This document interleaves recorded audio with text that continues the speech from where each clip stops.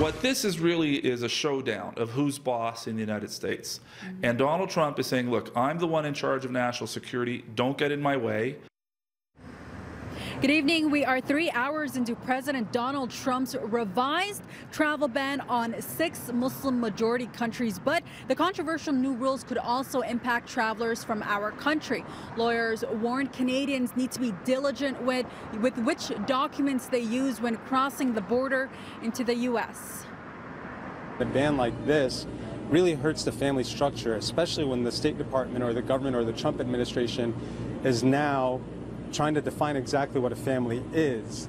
And, I don't really think that the government is really in a position or should be in a position to do so. Travelers from Iran, Syria, Libya, Sudan, Yemen, and Somalia are banned from entering the United States unless they have a bona fide connection to the U.S. that the Trump administration says includes school, business dealings, or family, but limited to only parents, spouses, young or adult children, son or daughter-in-laws, and siblings. The creation of the terminology of the bona fide relationship has really only spread more across the board to provide uncertainty for people who are the most vulnerable across the world. This immigration lawyer says while Canadian citizens and permanent residents should be able to cross the border, he is advising travelers to remain diligent about what documents they use when trying to enter the U.S. If you're carrying any one of those 6 passports, think about it very, very carefully.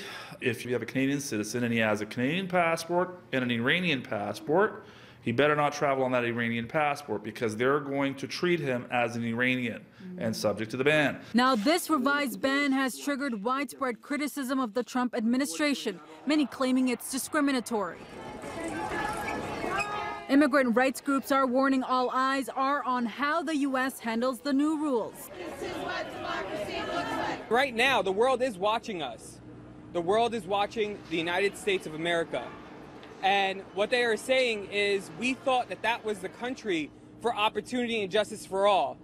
But it does not seem that way. Where are you coming from? You can't cross your international border. Earlier this year, after the first travel ban was introduced, our Avery Haynes traveled to Plattsburgh, New York, one of the areas along the Canadian border that saw an increase of asylum seekers braving the cold and snow to cross over into Canada.